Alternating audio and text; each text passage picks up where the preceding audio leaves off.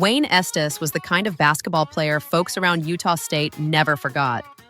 Back in 1965, he was one of the best forwards the Aggies had ever put on the floor. Tall, strong, and smooth at 6'6", Estes could flat out score from anywhere. And on the night of February 8, 1965, he gave the people in Logan, Utah, a game they would talk about for the rest of their lives.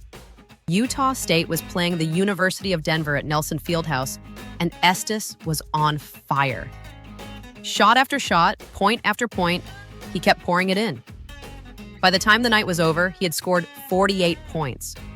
But one basket meant more than all the rest.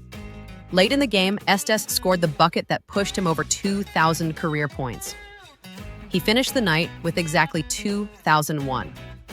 At that time, only 17 other players in NCAA history had ever reached that mark. The game stopped right then and there. Nearly 5,000 fans rose to their feet and gave Wayne Estes the kind of ovation a young man dreams about. It was loud. It was proud.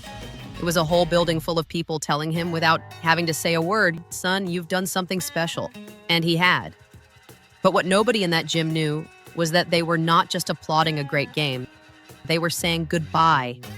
After the game, Wayne left with some friends, including Utah State student body president John Brat Miller. While driving around campus, they came across a car accident.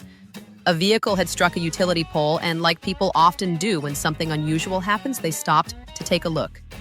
There was a power line hanging low across the street. Miller walked ahead.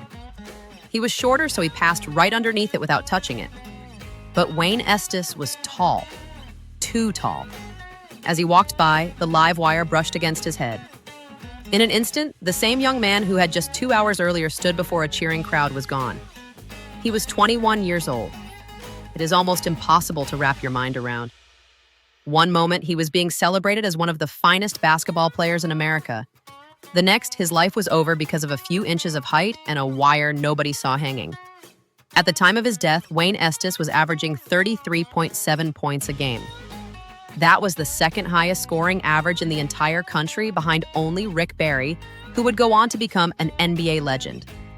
And the honors kept coming, even after Wayne was gone.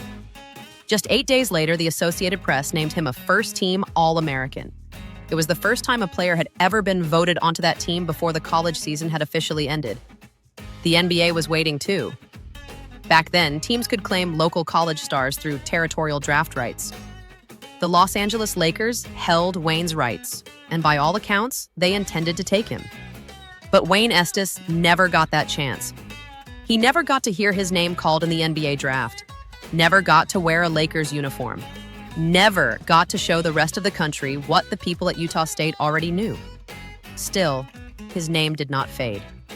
In 2024, nearly 60 years after that tragic night, Wayne Estes was inducted into the National Collegiate Basketball Hall of Fame. And today, Utah State honors him with the Wayne Estes Center, a basketball and volleyball practice facility that carries his name and remembers his story.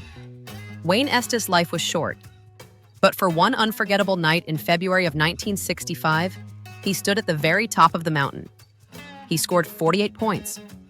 He passed 2,000. He brought an entire field house to its feet. And then before the cheers had hardly faded, he was gone.